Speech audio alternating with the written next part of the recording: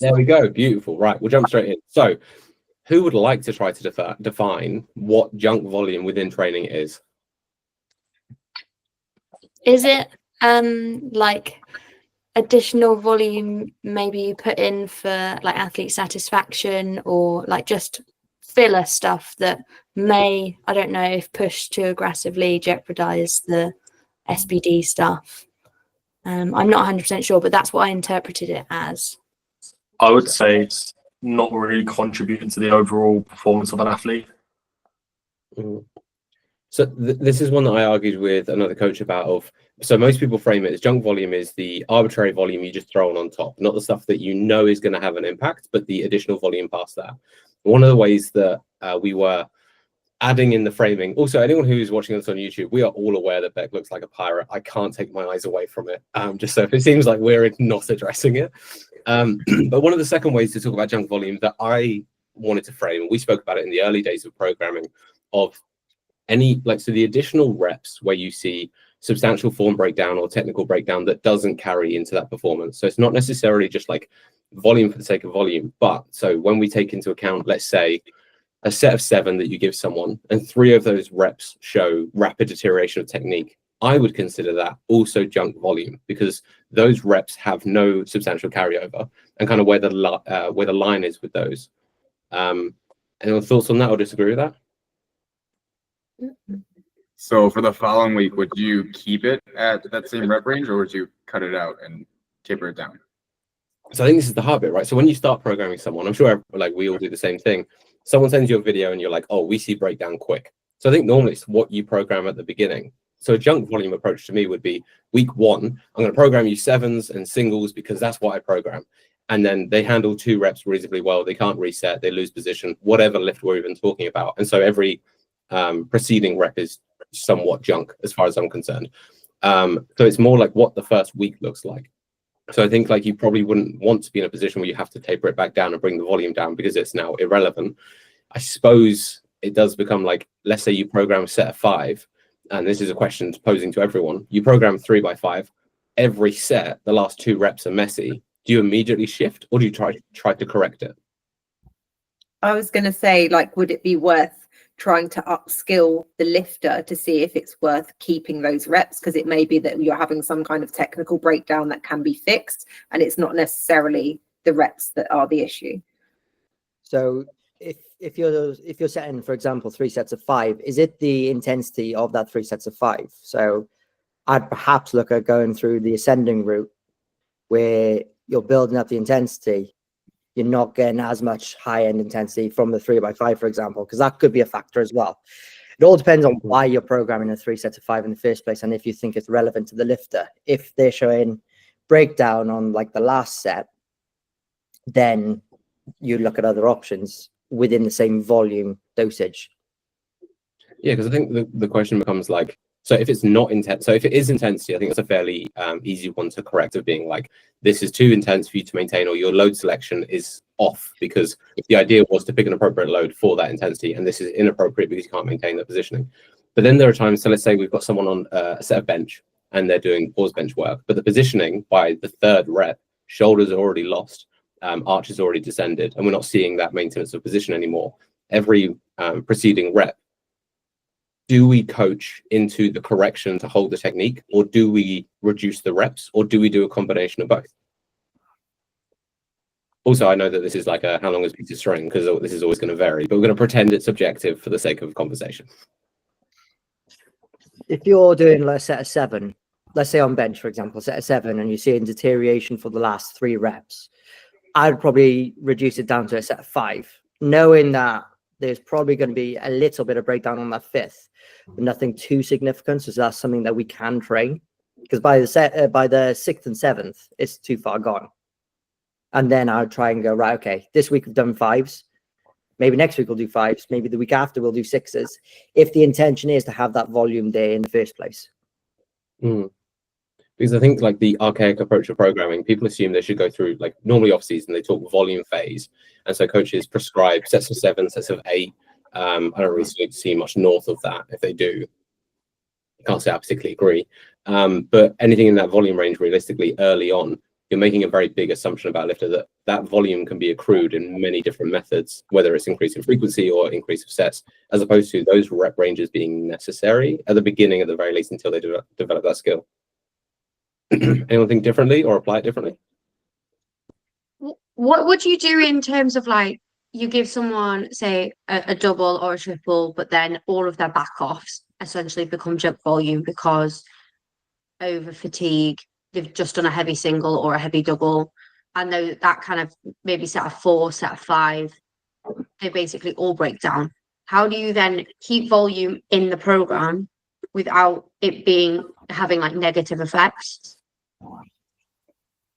Anyone else want to answer before I do? You can have a Who's getting that beaten up by a single at 8? They can't then do any working sets at a lower intensity. It's 1 rep. It may be an 8 or whatever, or maybe it's a double. But the inability to do any working sets with any relative load, I think there could be a completely different problem to look at. I don't think that person exists, if I'm honest. Or at the very least, they've jumped into a phase where they've gone from they've never deadlifted to very high intensity, and then the assumption of tolerance to volume afterwards. But like you say, like you ever see this with a lifter where they hit a single and the E1RM, let's say it's 200 kilos, and then they hit their 4s and it's like 150, and you're like, you were not trying. Like you have completely taken your foot off the gas. I think there's a big mental approach, because as Beck says, in theory, if you can't maintain intensity past 1 rep and then the rest of the session you're gassed, something else is playing into that. Mhm. There are times, obviously, like maybe within a peaking phase, that you see intentional drop off into that intensity in working sets, and you're not training for that to be maintained as well. But if it is a complete drop off, there's either, whether it's recovery factors, whether it's like how you got to that session, like you didn't build into it, and it's a rapid demand for no reason, then I would assume it's not really possible that someone has that complete drop off without any external factors. So let's go to junk volume to the sake of just more sets. What are we going to say is like an adequate amount of volume before? So like where's our minimalistic approach? What's our maximal approach? Like really, how far do we stretch it before we would kind of red flag ourselves and be like, I don't want to add more reps here or another set here?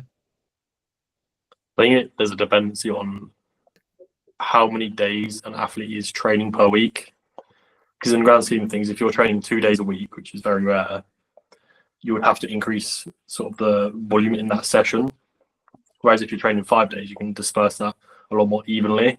So the set number to each session would change. But I don't really see, so you have your top set. I don't really see going past 3 or 4 sets in one session is necessary. So let's say that you've got someone who trains 3 days a week, but they've had to compress. Okay, we're going to go a really nuanced example just for argument's sake. Someone was training 5 days a week. They were benching 4 days a week, averaging like 20 working reps per session, and they're moving to 3 days a week.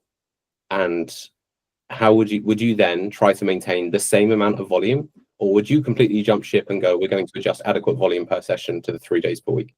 To anyone, by the way. I don't think I'd try and keep the same amount of total reps. I don't know. I don't know whether I'd drop it like to the extent of dropping a whole session, but I would try and condense it to the 3 sessions because I just think it's so different when you're training 3 days a week. I agree. Like if you're then trying to take something that's like 100 reps and then split it into 3 sessions, you're talking like 30 plus reps. And that's surely going to have more negative effects than it would positive.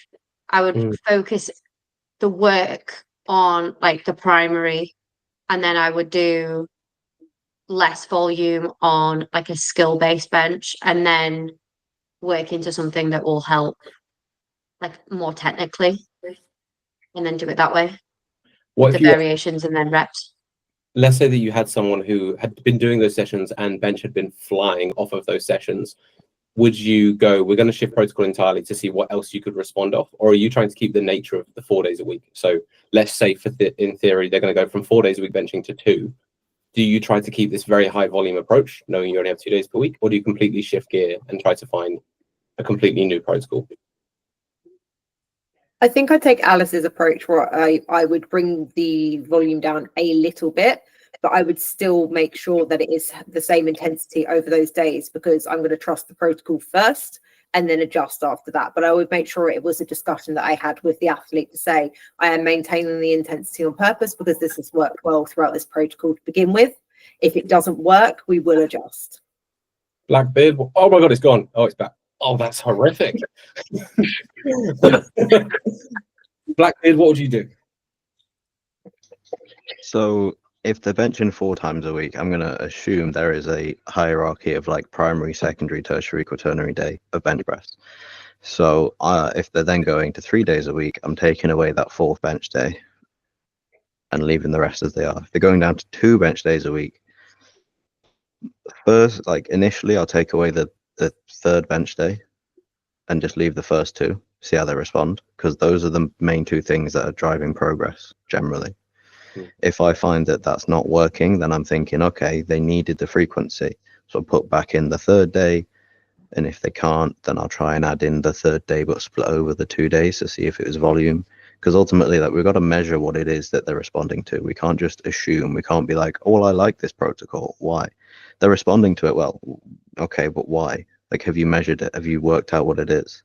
Have you figured out their time to peak? Like, does this protocol work for 4 days, 4 weeks at a time and repeat, or does it work for 5? So one of the things I wanted to address was like the difference between what's a primary session, but then what are primer sessions. And so you might find someone, so let's say you just track someone's tertiary day, they're only benching 3 times a week. That tertiary session is normally just a degree of skill acquisition, very limited output, whatever it is. Let's say you've got SPOTO, touch and go, simple paused work, whatever. That session by its nature, by taking it away, is probably not the driving response of the training. It's probably supporting skill.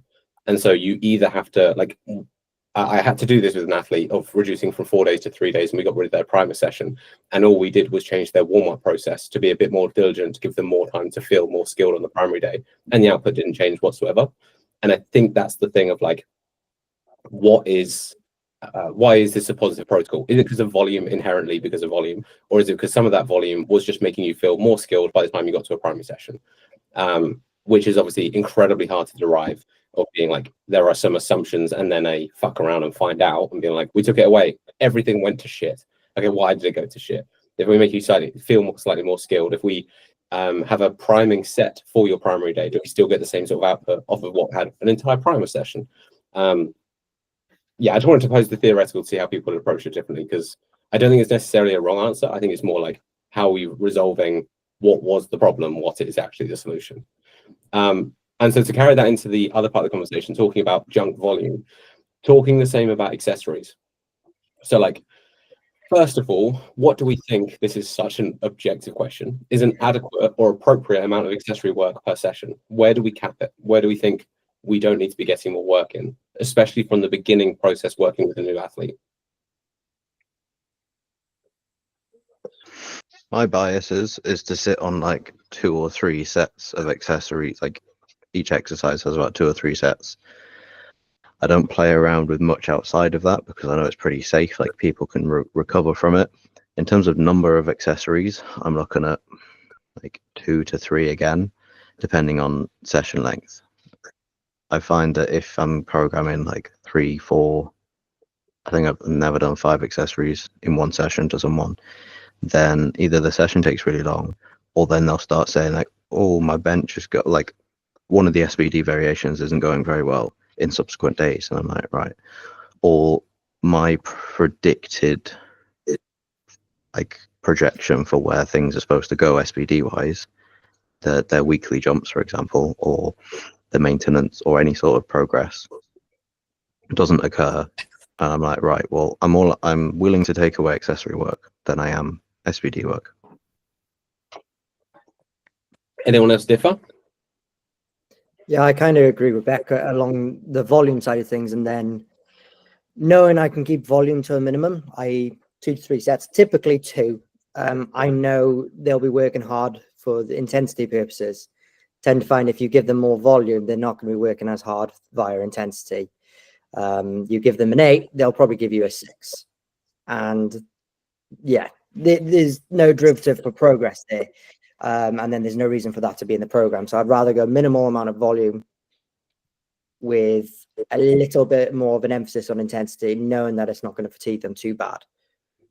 One of the few variances that I'd give to this where I'd play with, so generically completely agree, 2 to 3 sets, very rarely 4, depending on what the reason is. Depending on the session, let's say that you're training 5 days a week, I might allow up to 4 accessories because one of the sessions might have a primary and nothing else in it. But it's unlikely, probably some degree of rehabilitative exercise.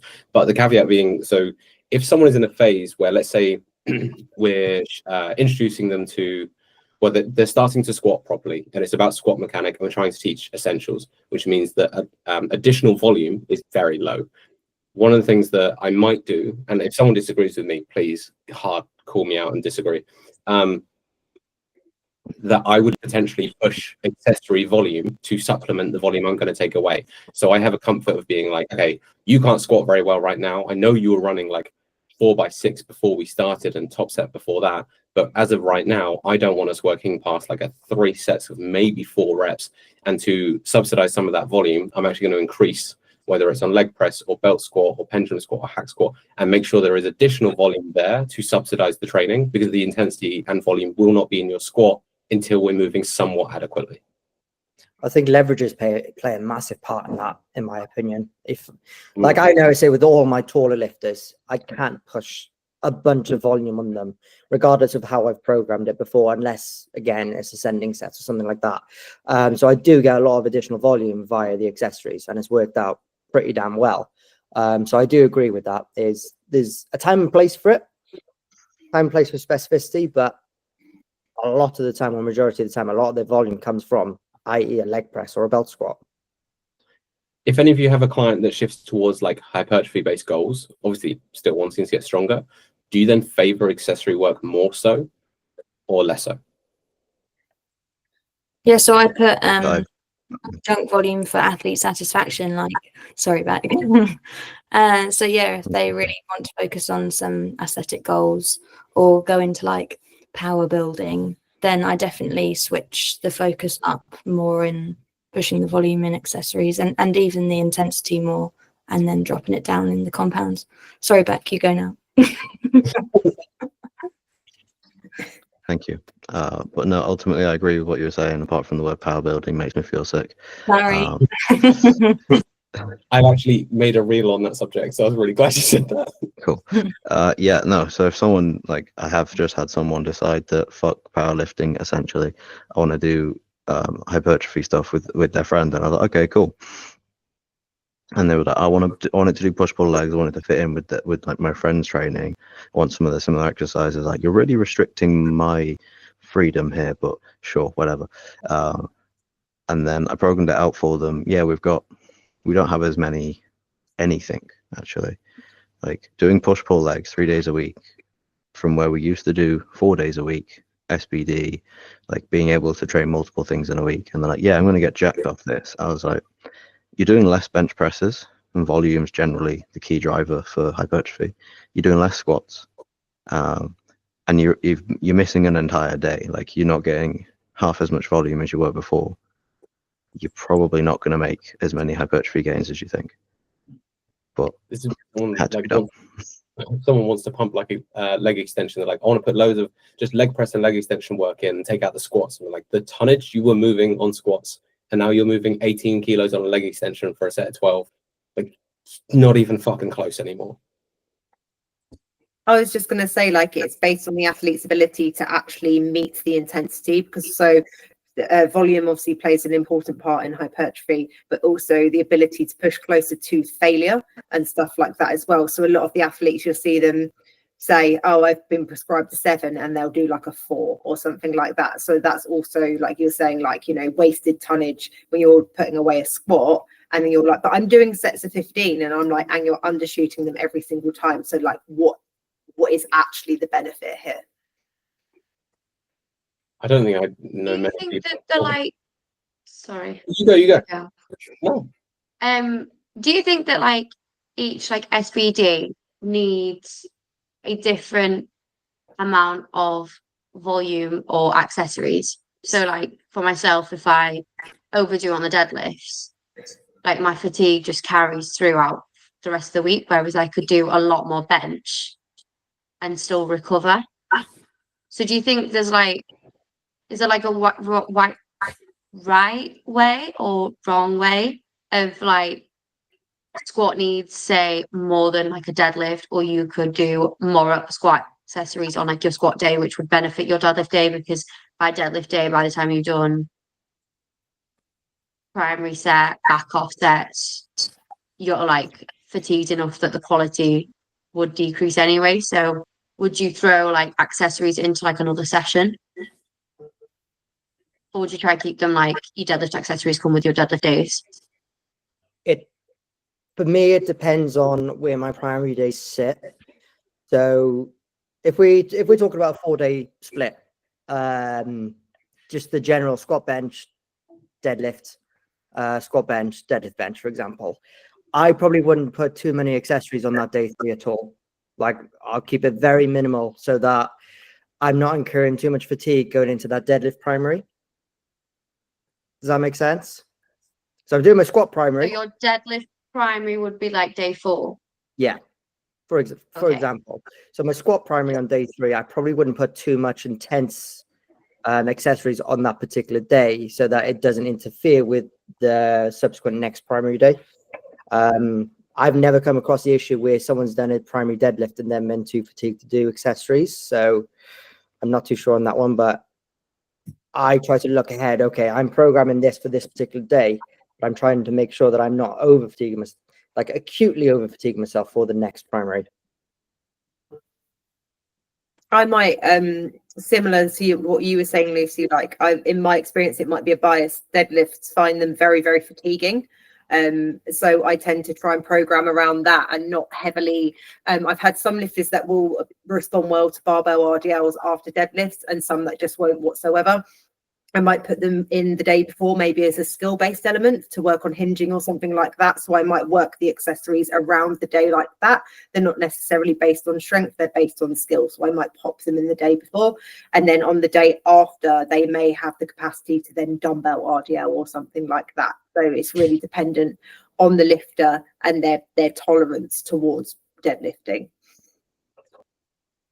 I think also you're asking like how much compound fatigue has been caused. So if you're saying a deadlift has caused all of the stress, then you want to do something like an RDL. If you've done a relative amount of conventional deadlift work, you've worked the posterior chain to a degree within that volume that's probably enough. And so you then have to ask, is there actually benefit to that? Rather than moving the accessories, is there benefit to additional? Are we just doing an adequate amount of training right now to get a response and we just didn't need them? Because also if you start moving them, so let's say your deadlift day is a day 2 and then you've got a secondary deadlift day on day 4, rather than going, well, on day 4 I don't feel as tired, so let's now like pound that with accessories, you're now clouding day 1 and 2 of the following week. So it might not be a case that it's actually worth adding in addition, it's that they were just worth subtracting from the secondary day, and you end up fresher, like feeling fresh at the end of the week to do work, because that's when you're recuperating going back into the next week. So are you going to favor feeling good on your primary day the next week instead of trying to force the accessory work somewhere in the training, because when you'll feel fresher and then knackering yourself again to not feel good the next week? Does that make sense? Anyone else want to add to that?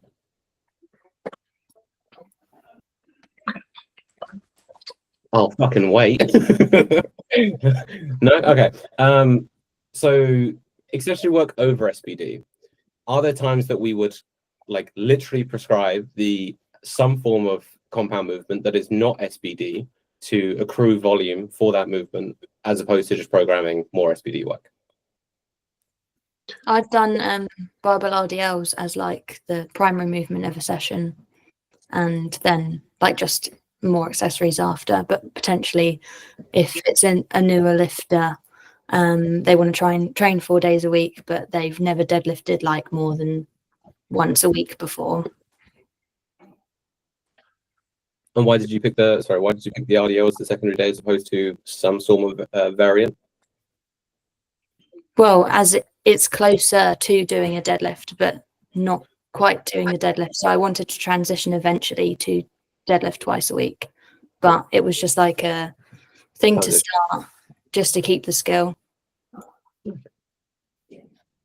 Anyone else prescribe something? Let's go as, for instance, like an additional bench day rather than bringing bench, dumbbell bench, machine press, things like this, or dips. Like, have we gone something a bit more far afield? I've done recently one of my athletes who benches twice a week. I've introduced a third day of just seated chest press machine, just to increase a little bit of volume and see how he responds to that before we add in another day, because I know he has some back troubles. So with him putting pressure through the lower back with benching, I don't want to sort of trigger that too much. That audio went crazy. But as of yet, haven't got like a how they responded to that out of it. Well, how they responded. Yeah, I'm guessing like that's relatively new, right? Oh yeah, it's relatively new. It's just a justice block. There's not much data to go off.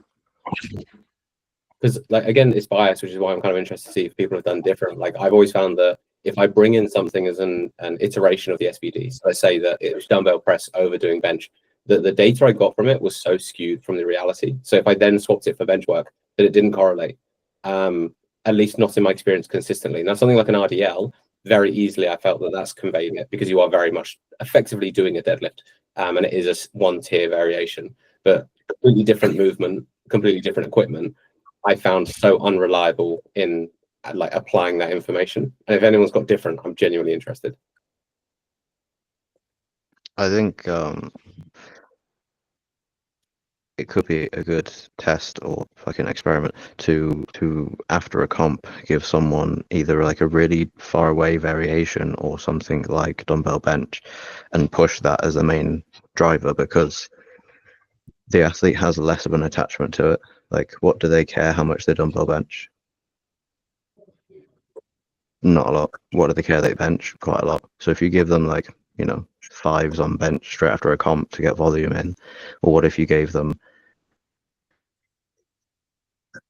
8s on dumbbell bench and push that instead, because you still get volume, and then you might end up finding out, or overhead press, like you might then find out that they push it harder naturally because they let it progress rather than trying to push that progression.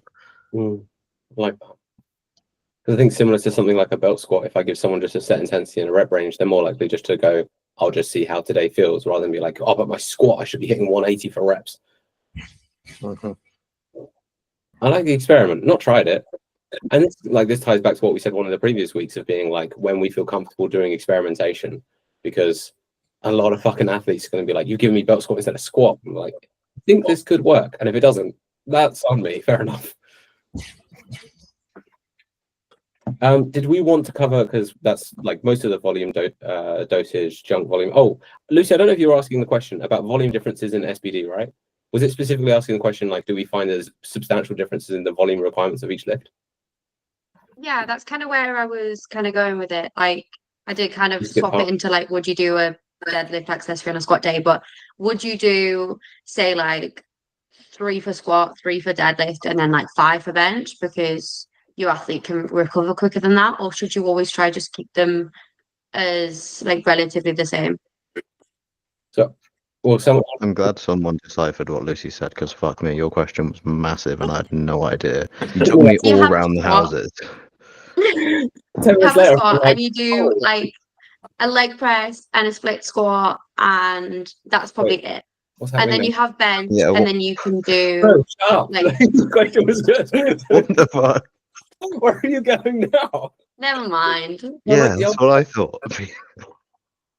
Me and Beck Would just you- got bored of being like, oh, so squat volume versus bench volume versus deadlift volume, and now you started split squat leg press. Shut the fuck up. Leave it alone.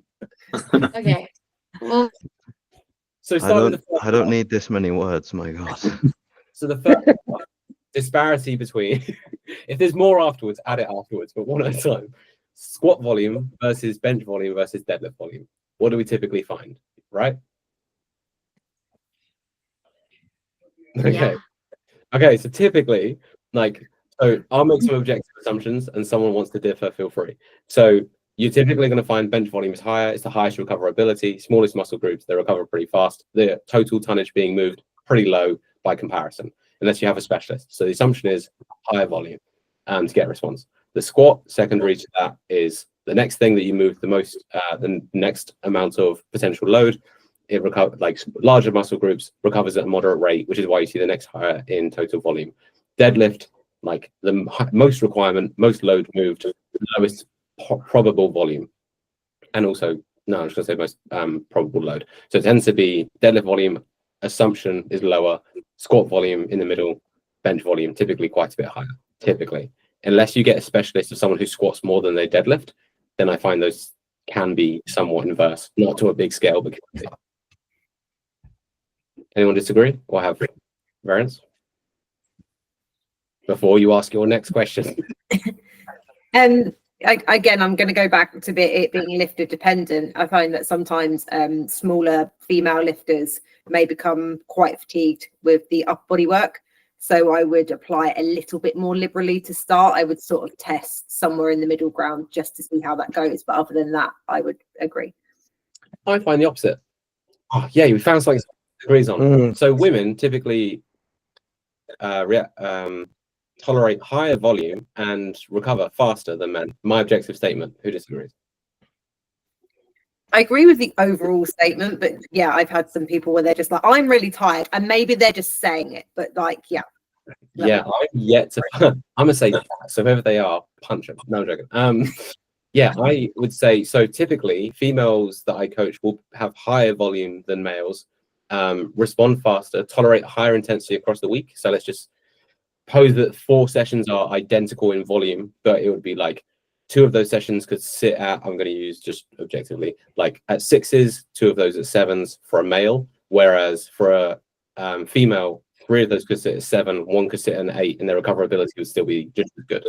So typically they could live at a slightly higher intensity and recover just as fast because the total load being moved is lower, unless they're, again, some sort of specialist. Someone like Meg Scallon or like I'd be interested to see what their programming differs on that, but objectively. No? Sick. Right. Lucy, explain to me where split squats come in. So I get what you mean by like more bench volume, a little bit less for squat, a little bit less for deadlifts. But in terms of like the accessories, do you have the same number of accessories for them and then just change the volume? So you do like more leg press, more leg split squats, and then like less RDLs, Cohen deadlifts. Okay, good question. Does anyone not understand the question? Because I'll rephrase it. Okay, who wants to answer it then? Because it's actually a good question with some nuance. Sorry. Someone's got to answer it. I tend to find that my bench accessories are more compared to squat or deadlift, kind of similar to what Callum was saying earlier with bench being the most recoverable. So that one tends to have like 3 to 4 accessories, whereas everything else is 2 to 3. So I think like we're making the assumption the deadlift accessories being something like back or hamstring or glute, squat accessories being something like leg extensions, leg press, pendulum, and so on. I think they follow, like my immediate assumption is they follow a very similar pattern. So I think like you're saying, come like pressing ones, more of them, slightly more volume, leg ones, slightly lower volume. And it does depend like how small a frame of movement we're getting into. So like a leg extension, that volume I'm going to call negligible to what you decide. You're probably not going to go low volume no matter what, because if you've got someone, if anyone here is programming someone doing a set of 6 on a leg extension at like a 9, I'd love to know about it. They'd be like, why? But in same principle, if you've got someone doing a dumbbell press for a set of 3, like some things just aren't potentially possible. So I think like to some degree they'd follow a similar pattern. I can't say it's as transparent as the main SBD stuff. Like they probably vary a bit more so. And then on individual differences of like, is there a requirement for a fucking hamstring curl? And that might sit in a higher volume range than something like an RDL would do. Yeah, I think I found that my squat and my deadlift accessories are probably a similar level of volume, because they can kind of overlap with each other, and plus, you know, it depends on like the layout of your program. So as Ryan was saying, if you want to protect a certain primary session, then I'm not going to necessarily put potentially fatiguing accessories beforehand, because yeah, if you do leg press for 2 sets of 10 to 12 RPE 7 or 8, probably going to be a bit fatigued the next day. And if you've got primary deadlifts, that's going to affect your like push onto the floor and things. Same with like hip thrusts. That'll probably affect squats and deadlift. So which accessory do you put that in the camp of? And then I also find that, you know, excluding specialists or fucking people that are shit at bench, like if I find that squat and deadlift volume can be very similar, because with squats you've got the eccentric and the concentric to deal with. Deadlifts, unless you tell them to and put it in as a variation, no one puts it down under control, so they're only just picking it up. And yeah, you've got more load, but you're only lifting in one direction. So with the accessories there, you are going usually up and down. You are like RDLs, you lower it down, you pick it up. Hip thrust, you lower it down, you pick it up. Hamstring curls, again, you lower it, you pick it up. So like there's extra fatigue on those. But I think they're about similar. That's what I find. I have no disagreement. Beck's done a wonderful job.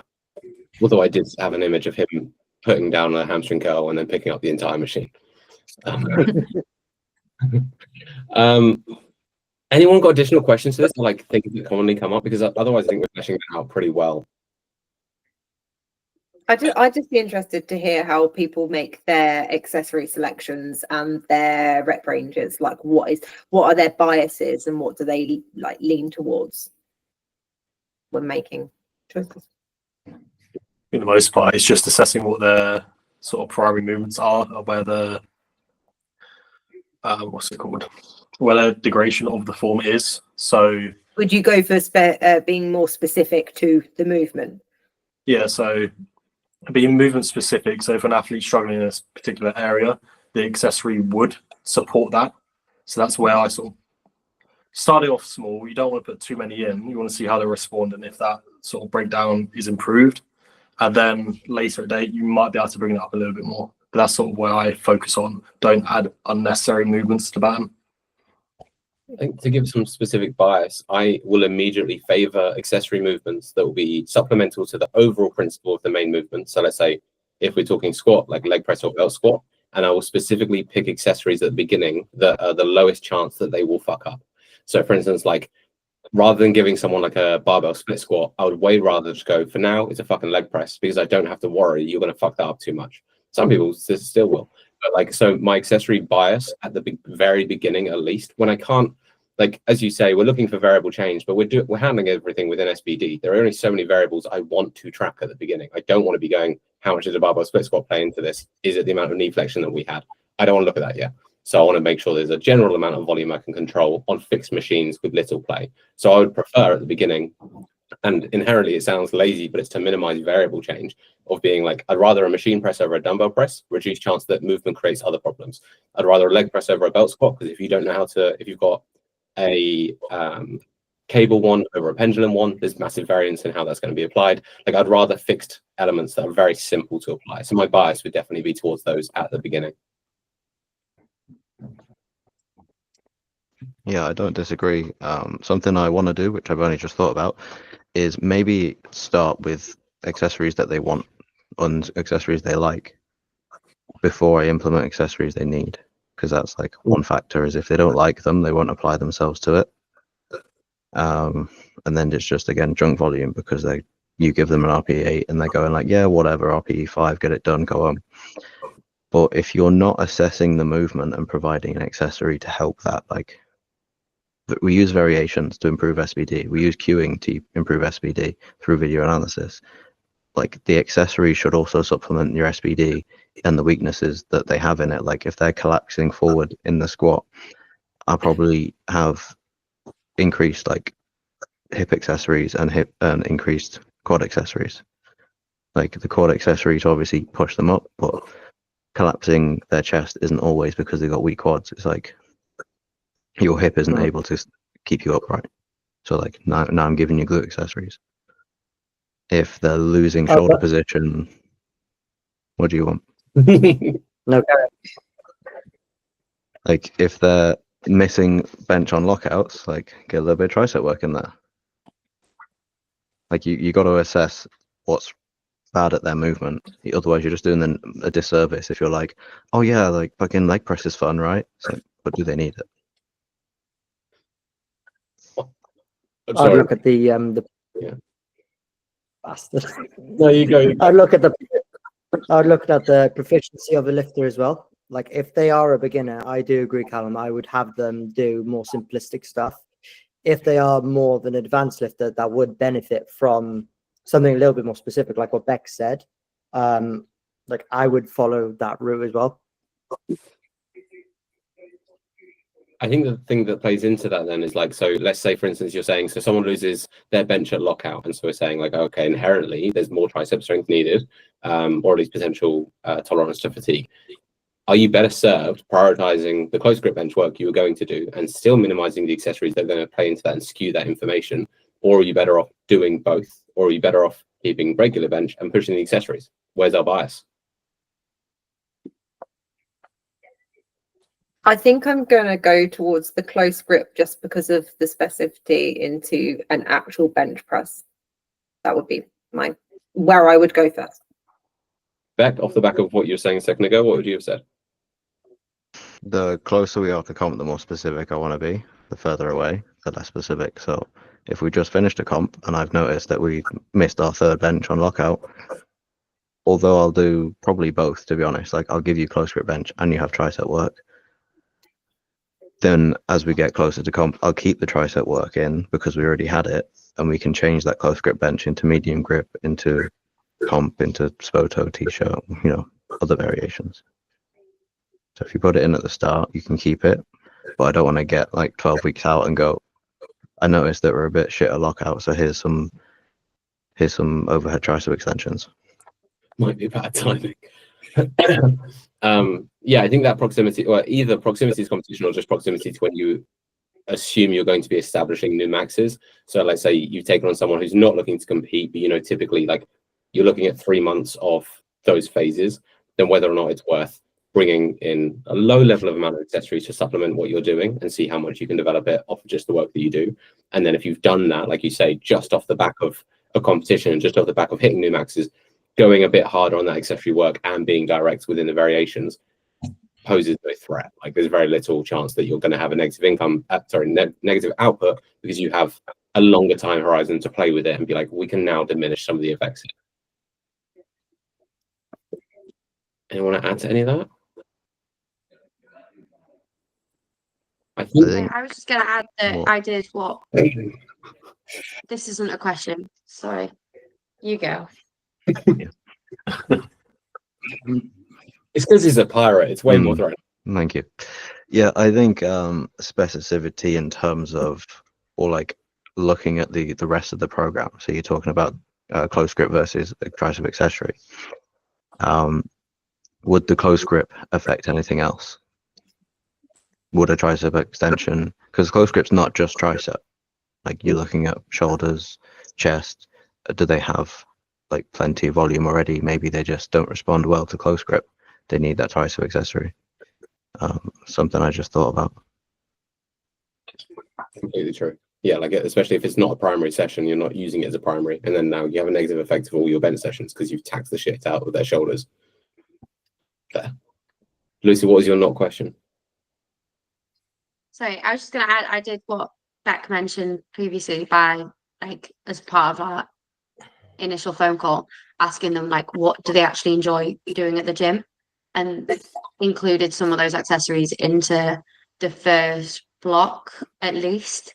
And to be fair, some of them carried over. I was fortunate that quite a few people had like a day 5, so it was quite a nice element to add into like their day 5, which were exercises they were already familiar with and actually enjoy doing. Some of them were like pull downs, one was step up, so some of them were probably a little bit more controversial, but it's something that they enjoy doing. So I tend to find that if I've got an exercise that I genuinely enjoy, I look forward to that more. So that paid off really well. I've literally just had a girl start on who's very similar in back, like had a load of those movements that I wouldn't inherently program. So things like step ups, as you say, she had a lot more shoulder work than I play with. Priorities for things like lateral raises that I wouldn't really care for, like wouldn't be my priority. those things I kept in the programming only, as you say, for familiarity. Like when she sees her brand new training and she's like, 90% of this is new to me. I don't do SBD work. I don't, even though that's her new goal. I don't do this stuff. This all feels new, versus going, oh, at least those ones are familiar. I might not love them for programming purposes, but the familiarity, helps with them maintaining the program application.